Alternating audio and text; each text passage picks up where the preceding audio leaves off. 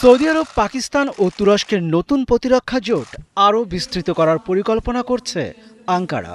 তুরস্কের পররাষ্ট্রমন্ত্রী হাকান ফিদান জানিয়েছেন, প্রেসিডেন্ট রিসেপ তাইয়েপ এরদোয়ানের মতে জোটটি ৩ দেশের মধ্যে সীমাবদ্ধ না রেখে প্রয়োজনে আরও দেশকে এর আওতায় আনা হবে। হাকান ফিদান আরও জানিয়েছেন, কয়েকটি দেশ ইতিমধ্যেই জোটে যোগ দেওয়ার বিষয়ে আগ্রহ প্রকাশ করেছে, তবে তিনি সেসব দেশের নাম প্রকাশ করেননি। এদিকে সৌদি ও তুরস্কের কর্মকর্তারা জোর দিয়ে বলেছেন, এই চুক্তি কোনো বিদ্যমান জোট বা সম্পর্কের বিকল্প নয়। তুরস্ক জানিয়েছে চুক্তিটি কোনো নির্দিষ্ট দেশকে লক্ষ্য করে করা হয়নি, এমনকি ইরানকেও নয়।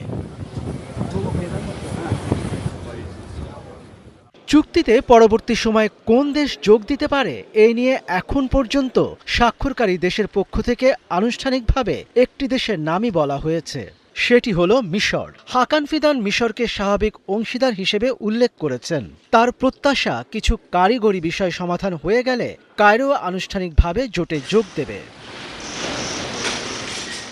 সৌদি আরব, পাকিস্তান ও তুরস্কের সঙ্গে মিশরের ইতিমধ্যে ঘনিষ্ঠ সম্পর্ক রয়েছে।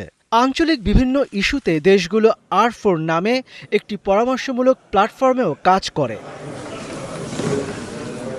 মিশরের পাশাপাশি উপসাগরীয় সহযোগিতা পরিষদ GCCর অন্য দেশগুলোকেও ভবিষ্যতে জোটে যুক্ত করার সম্ভাবনা রয়েছে।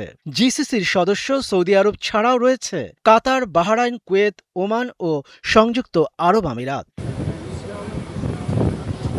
তবে জোটটি শেষ পর্যন্ত একটি বড় আঞ্চলিক সামরিক ব্লকে পরিণত হবে কিনা তা নিয়ে সংশয় রয়েছে। বিশ্লেষকদের মতে এটি আসলে আঞ্চলিক নিরাপত্তার তাগিদে গঠিত ইচ্ছুক দেশগুলোর জোট, যা তাদের নিজস্ব হিসাব নিকাশ ও ঝুঁকির উপর ভিত্তি করে ধীরে ধীরে বিস্তৃত হতে পারে। মনিরুজ্জামান বাবু, ৭১।